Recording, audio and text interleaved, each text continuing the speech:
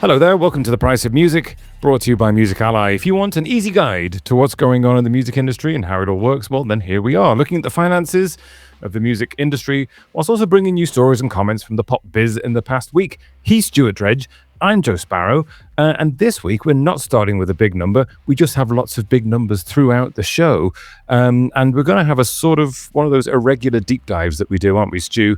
And it's going to be into what? It's going to be into streaming fraud. Streaming fraud. Now, we've spoken... How to do it, how much money you can make. No, hang on, wait, we're not doing that. No, only joking, folks.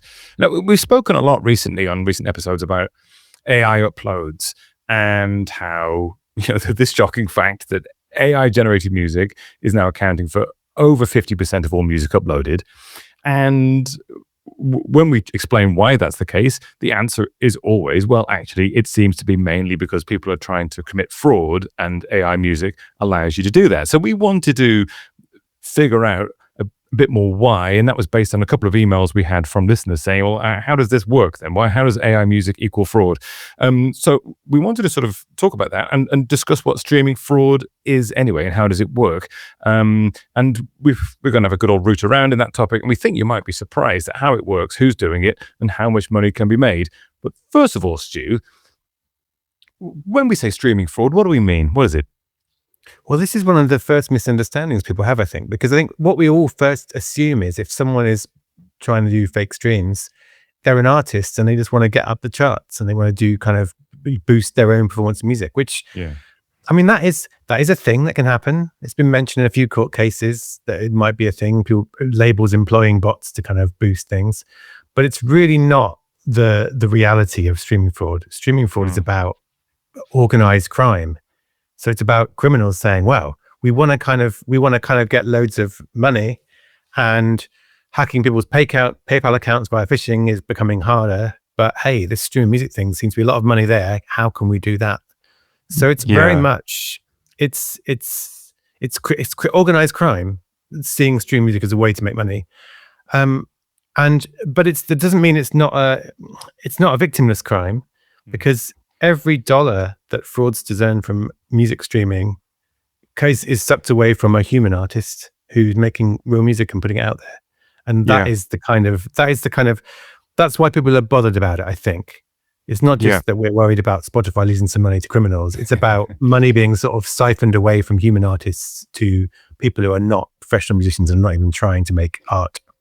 Yeah, now you and I have spoken to a lot of people in the sort of streaming fraud world, and the thing that clarified it for me was the idea that these are organized criminals and they're looking to launder money. So they're looking for ways to turn dirty money into clean money by sort of cascading it through several systems, and then clean money comes out at the end.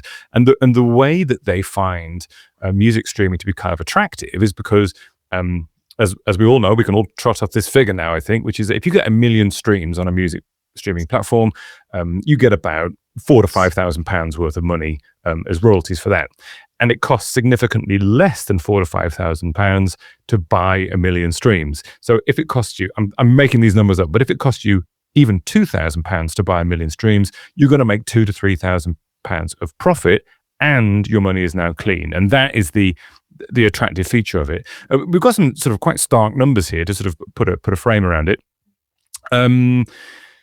Well, I've got figures from 2024 here, but there was, imagine a big number basically. Here's your big number of the week. There was 4.8 trillion on-demand audio streams in 2024.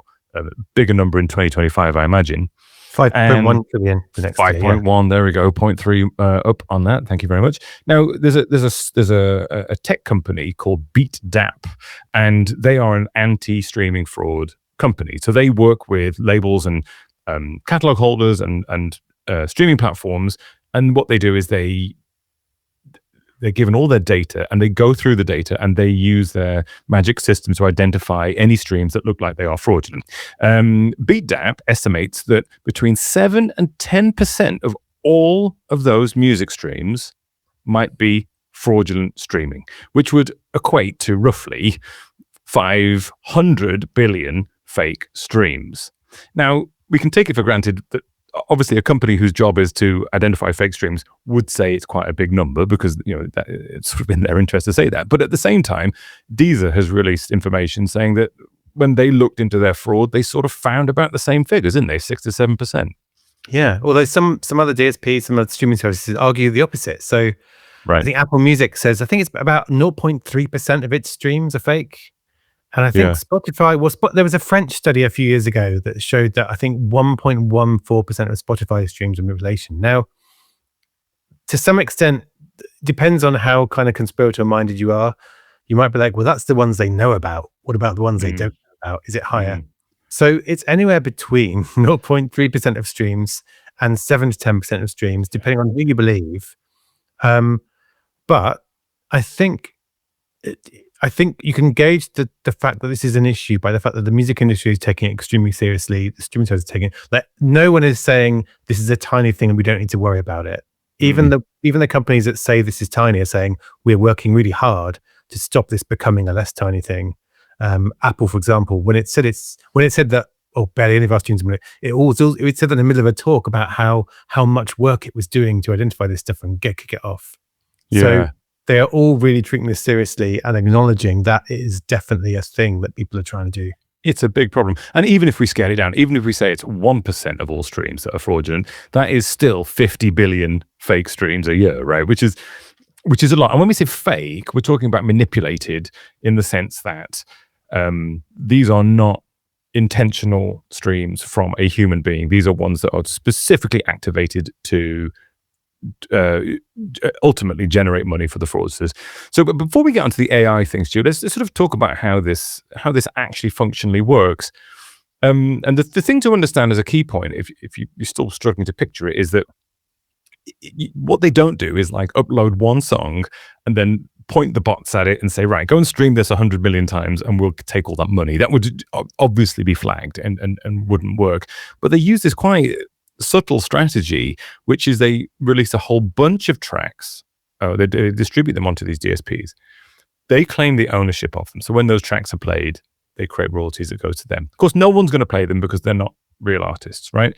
But then they use bots, and I guess artificial intelligence has made this really helpful in terms of getting the bots out there. So they use bots then to go and play these songs, bot accounts, and then they, across all of those songs, they play them enough times to not be detected, but to make money that goes back to them.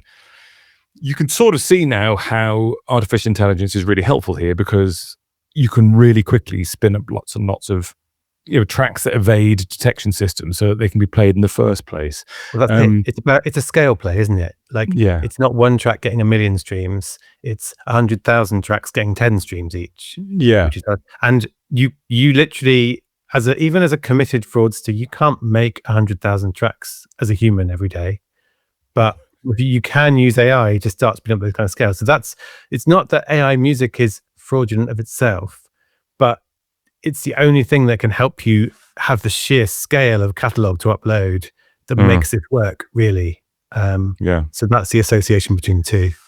An important thing to point out here is that what they have to do is make sure that the bots are streaming this music using real accounts with real subscriptions, right? So they can't just make fake user accounts because they won't get the money. So what they do is, apparently there's many levels to this scheme. So they will go out and buy a bunch of login details on the dark web of normal accounts like yours and mine that they know have an active subscription and will generate money when they're streaming. And what happens is they figure out what time zone you're in, and then they will log into your account automatically when you're asleep, stream songs for 6 hours, and then stop again, so you don't notice it as a user, which is I mean, I will say is incredibly smart. Well, some people have spotted it when they get to like Christmas time and Spotify Wrapped and go, well, who is that? It's my second most streamed artist. Why did I stream them all night for 6 months? It's a weird thing, isn't it? Because this is why it's so hard. I think this is one thing people might think is this should be easy to spot once you know there's a bot. And so for one thing, these bots are not just streaming the fake music. They might be streaming playlists that include real artists. Right. Which could mean a blowback for those artists if you would say, wow, everything that bot streamed is obviously fake, we'll get rid of it, and it's real. But also, there are some real human behaviors that mirror this. So if you think about K-pop stands, where there's a real culture of the band's album came out at midnight. Let's all stream it all night long to get it to number one in the charts. Yeah. That's not fake streaming. That's fandom streaming. But spotting the difference between that and bots is very, very nuanced and difficult. So, well, there's a really interesting point there, isn't there? Which is like that fandom streaming, which is intentional and air quotes real.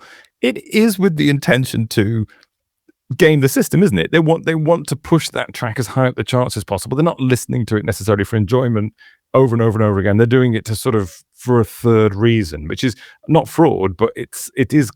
There's a very fine line between those two types of behavior, isn't it? And then the other thing you mentioned there, which is really fascinating, is that the other clever thing that these fraudsters do is they have to hide the plays of the fake tracks in and amongst playing real tracks by real artists, so that it sort of disguises that pattern of behavior, which means that even for real artists, potentially 10% of their streams is being done by bots to disguise. Yeah, and it's not their fault. So it would be really hard to go to them and say now, oh, by the way, we figured out that like 7% of your plays are by bots, so we're taking that money away from you. That would be like a really terrible lose-lose, wouldn't it? Well, the other thing is there's a time pressure, isn't here, to speak, because obviously they pay out every month, I believe. Yeah. So they've got to spot this, analyze it, be sure that it's bot activity, and then remove the streams and not pay the royalties for them within a few weeks, which is it's no mean feat. That's really difficult. And also, one other interesting point about this is it partially explains this controversial thing that most streaming platforms have done, which is say, we won't pay any money to you as an artist if you get less than 1,000 streams a year. Explain that to us, Stu. Well, this came out a while ago. Spotify did it and said, right, okay, from now on, if you haven't earned 1,000 streams in the last year, we're not going to pay you.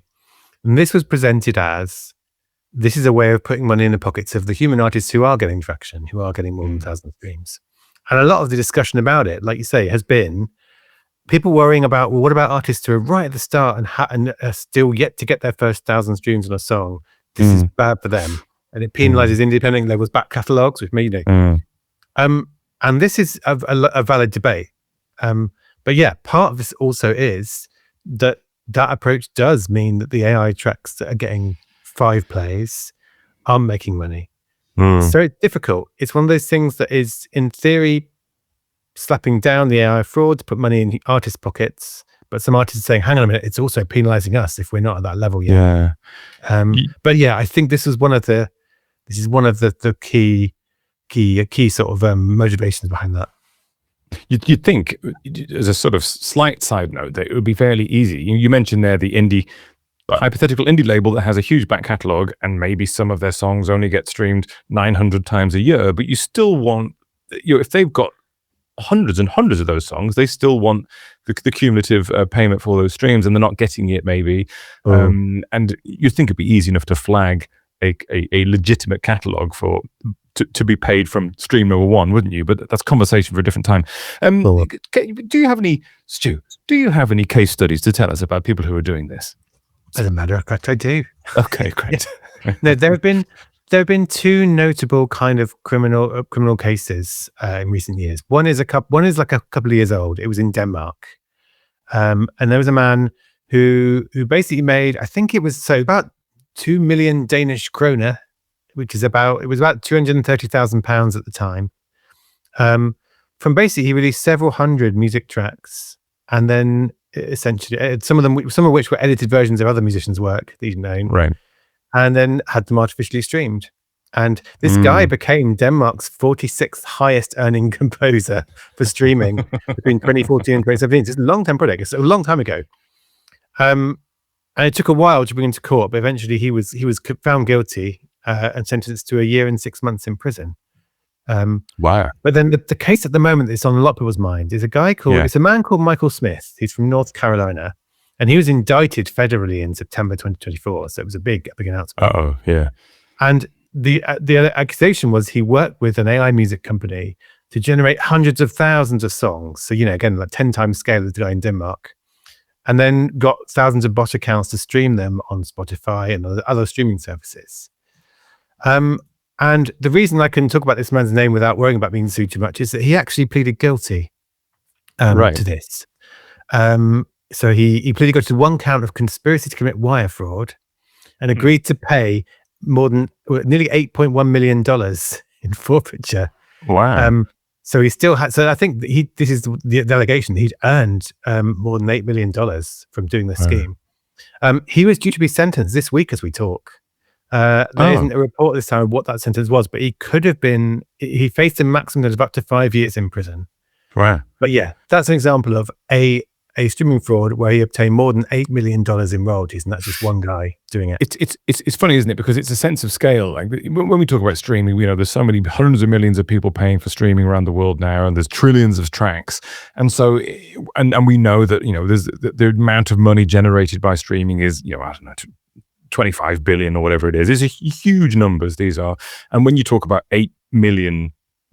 In that context, it could sound quite small, but actually that's $8 million that didn't go to human artists and was sort of being skimmed right off the top. And this is the kind of the point, isn't it? That these people are skimming really like tiny fractions of a percentage off the top of the whole system.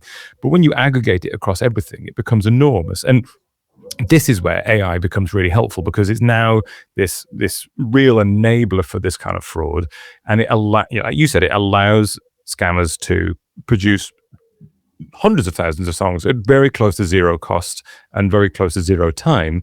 And as we said at the start, over 50% of all of the tracks uploaded now are AI generated.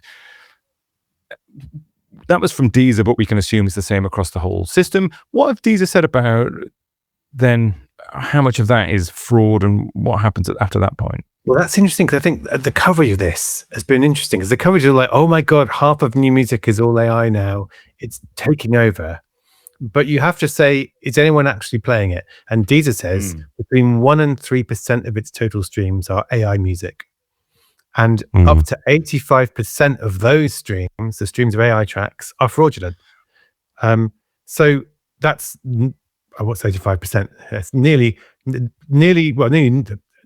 in 10 streams of AI music on Deezer are fraudsters, which is something that the music industry is really kind of getting it between its teeth and going, right, this is why we need to figure this out, because there are some people making AI music and trying to do a creative project with it and release it. And you may agree or disagree with that as a good thing, but they have artistic intent in mind, creative instinct in mind.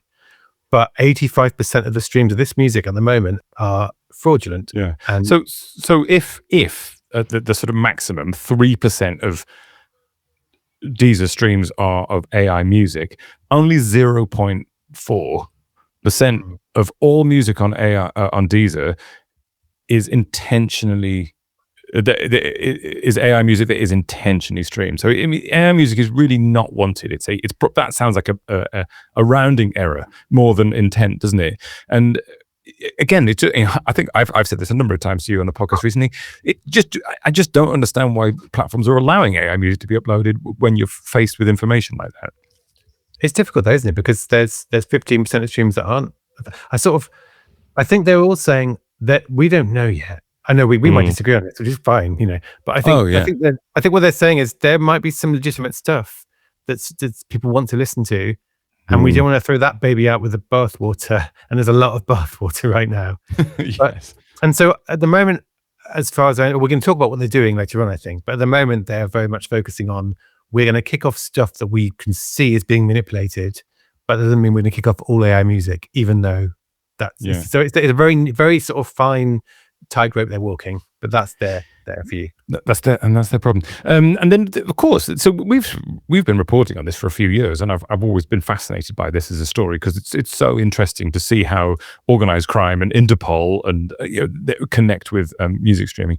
But one of the sort of interesting developments, and we did a whole show about this a month or so ago, is how then if you could fold in sort of a third layer of complexity around fraud, which is prediction markets. Now we spoke about these in a previous show, and these are the platforms that are technically not gambling, but essentially you gamble on an outcome of something that's going to happen in the future. So you can say, okay, I think the most streamed song on Spotify next month is going to be Bruno Mars, this song, and you stake some money on it. And if you're right, you win more money back. Not gambling, very close to gambling. And we've had a we sort of identified in that conversation that this is kind of sort of opening the door for a new form of fraud, isn't it? Because if you go and put some money on a certain song and say, I think this song is going to get over 500,000 streams next month on Spotify, and then you go and buy 500,001 streams and it's cheaper than the amount you're going to win, that's profit, isn't it? No, it's true. And it's almost like a system that's guaranteed to encourage this sort of thing.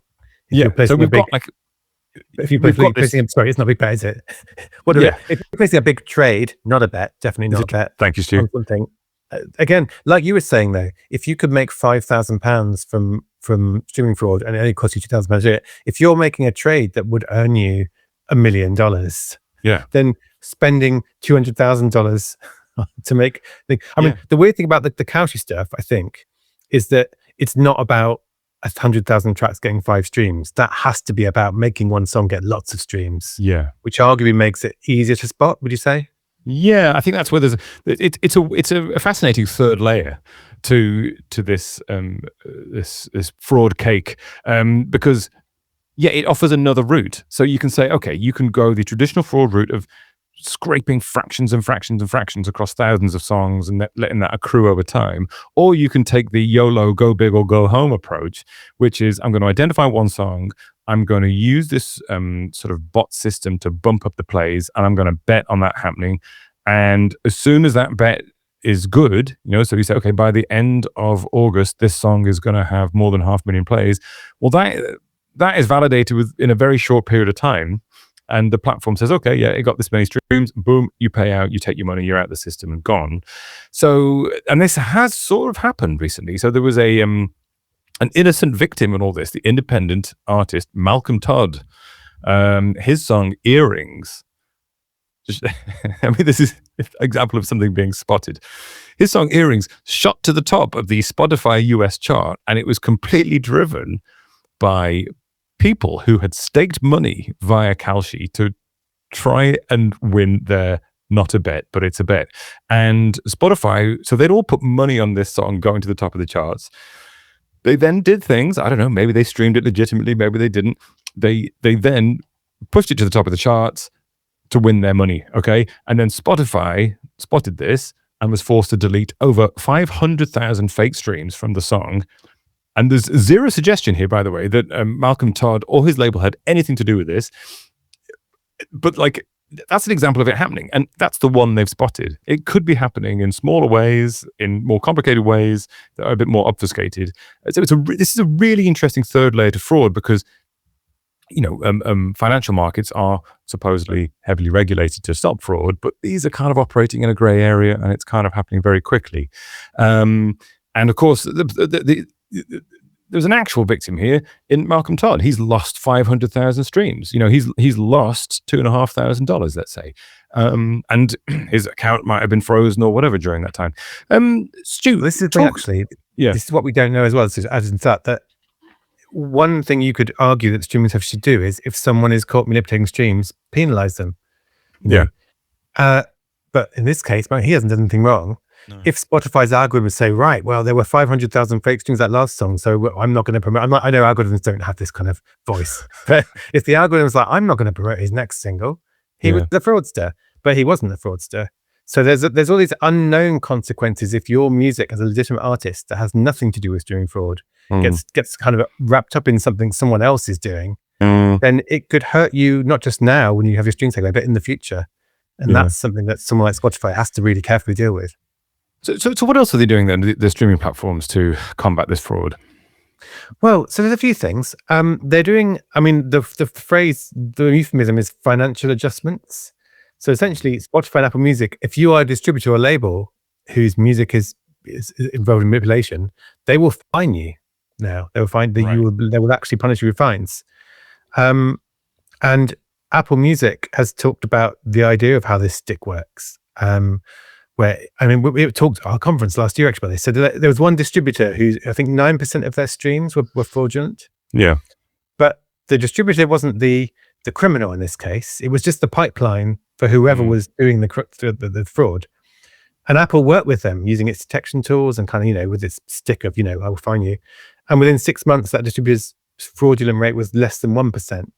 So there's kind of a stick and a carrot approach being taken, where it's like, if we identify it, we know that it's not necessarily you doing this, but someone who is using you as a distributor is doing this, and we're going to help you kick them off, identify it, and reduce your rate. And then, so Deezer and Spotify both take action too. So Spotify will remove tracks that are manipulated. And it said, it's last year now, but it's been in the headlines again recently. In the last year, it removed 75 million spammy tracks.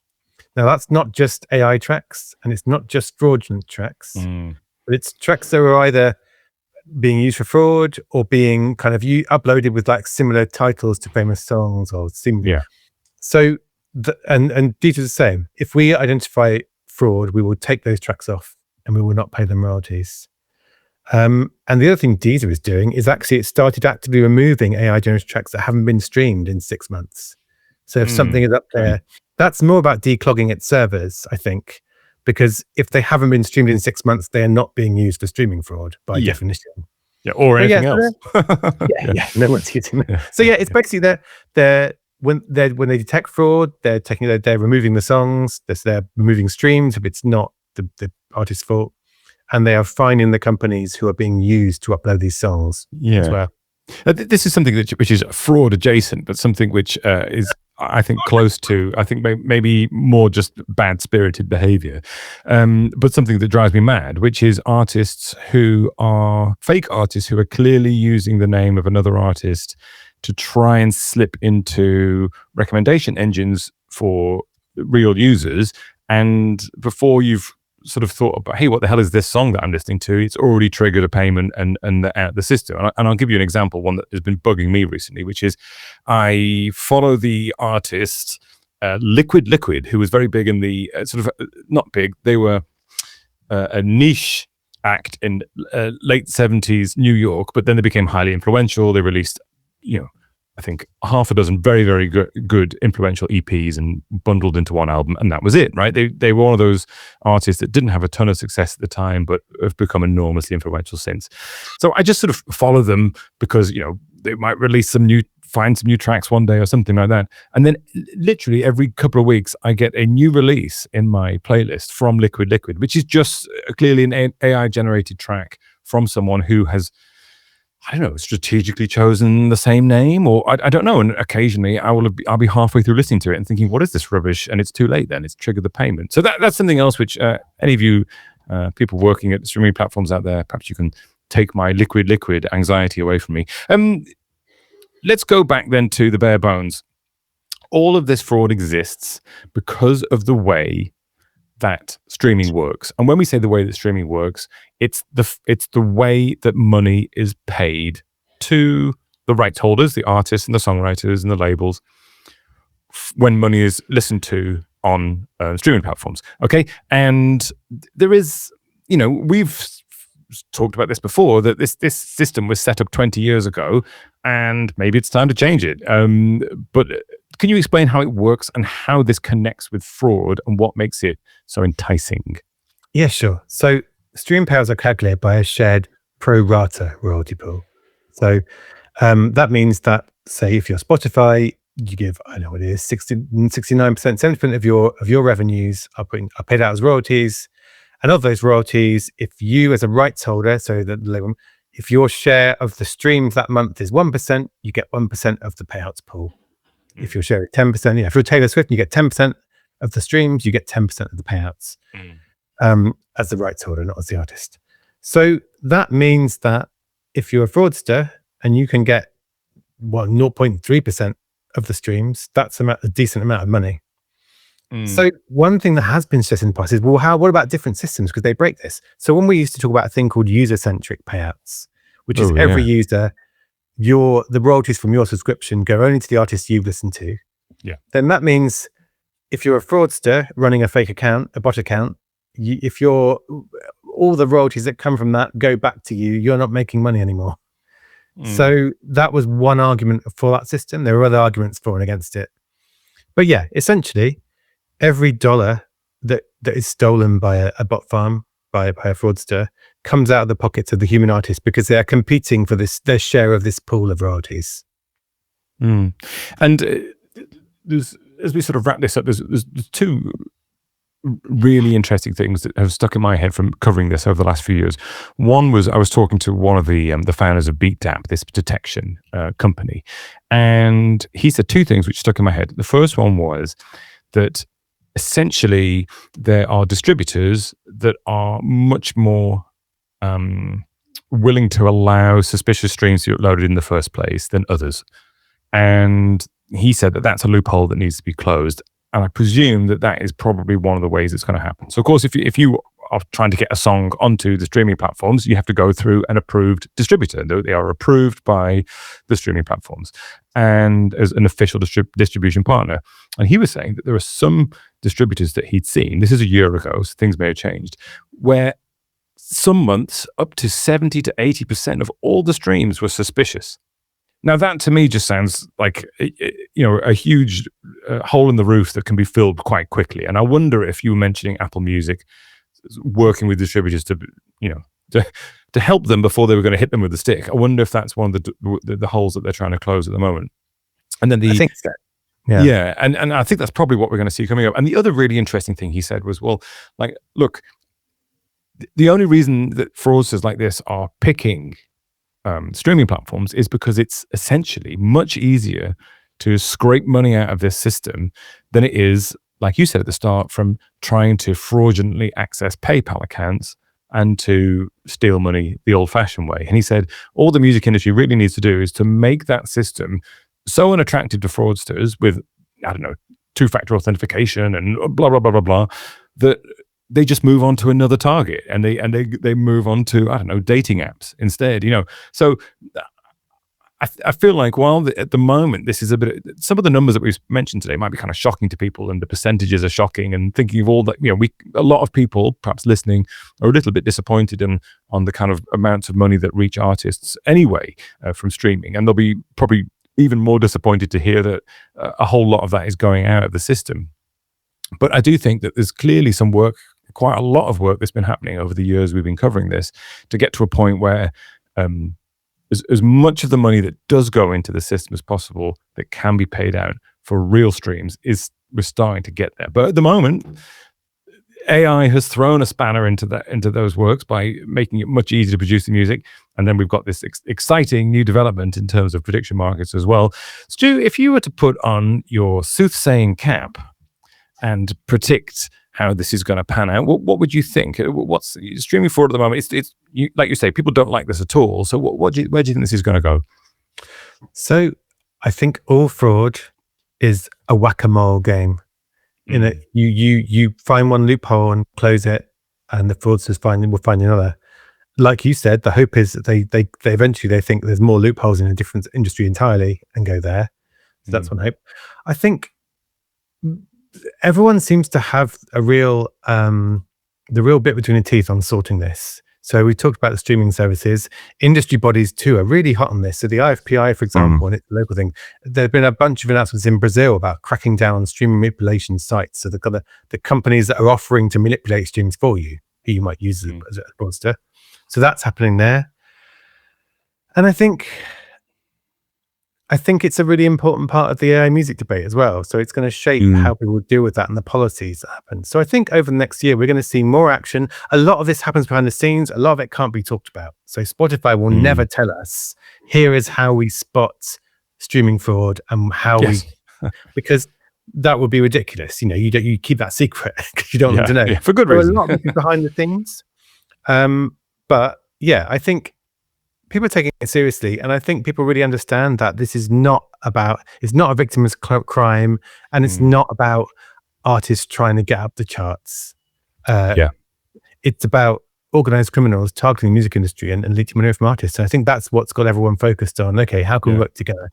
And I think even when people like Spotify and Apple Music compete very fiercely, and as corporations, they hate each other.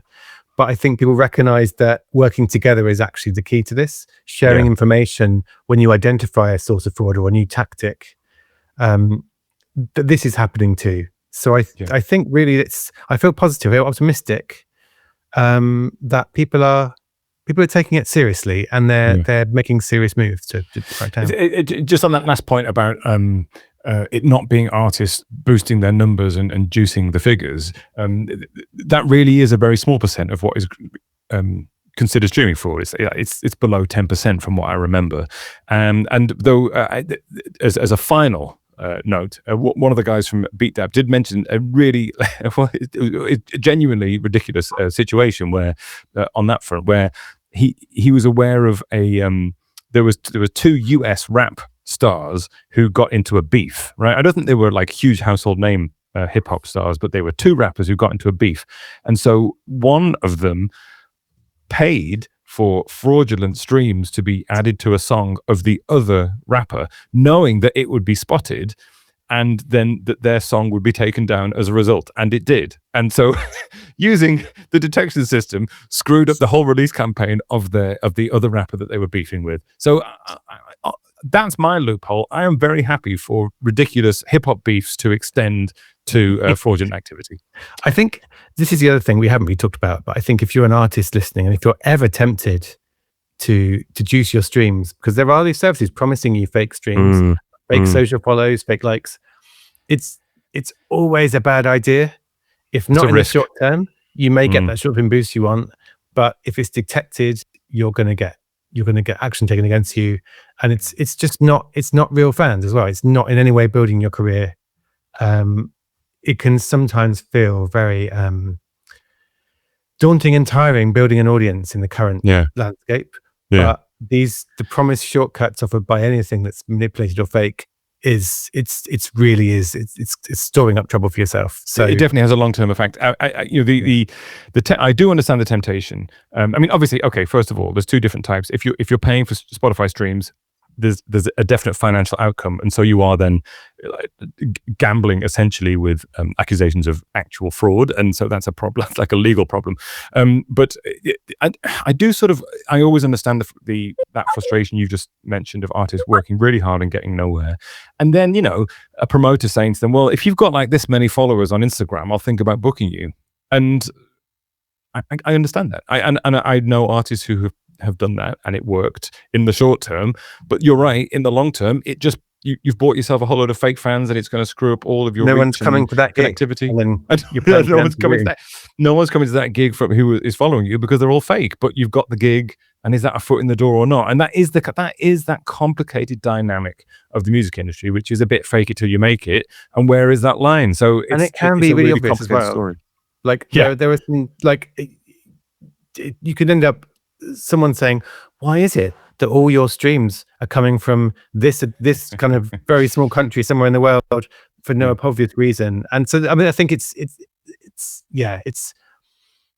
seems are like, you big in Uzbekistan, or do you just have a lot of bots based in Uzbekistan? Well, you have to go around a tour to find out, don't you, really? Well, that's it. And it's a really bleak tour if it's all bots, because bots don't come and see you live. But I think that's the practical advice. Like, I think as an artist, don't do it yourself, but also don't feel too downhearted at the mention of the big numbers, because it is being taken seriously. And I think honestly, people are really getting to grips with this is something we need to crack down on hard. Well, there you go. There's a deep dive into fraud for you. That's it from us for this week. Hang around if you are the Price of Music super fan. Our lock-in takes place immediately after the end of the podcast, and there's 15 to 20 more minutes of us. And this week we will be talking about the UK's Mercury Music Prize nominations, which include young songwriting upstart Paul McCartney. And so we're going to go through that list and have a chat about it. And we'll also be talking about some of our favorite music videos of all time. And Stu, I'm going to just confirm that there's going to be a Black Crows one in there already, because it's on my list. I presume there's going to be a few more from you as well. If you're enjoying the show, thanks for listening. Of course, as always, please do spread the word for us. A like or a follow or a share or a WhatsApp message to a friend really helps us so much, and we're always grateful for it. Like I said, you can sign up to support us by becoming a super fan on Patreon, and that is at patreon.com/thepriceofmusic, and you can get access to the lock-in extra component of the show. And of course, if you were interested in what we spoke about today, please do send us any questions you've got about it, or if you want us to dig into any other topics, or any feedback on anything we've mentioned, please do send us an email at thepriceofmusicpodcast@gmail.com. That is the priceofmusicpodcast@gmail.com. That's it from us this week. I've been Joe Sparrow. He's been Stuart Dredge. This has been The Price of Music. See you next time.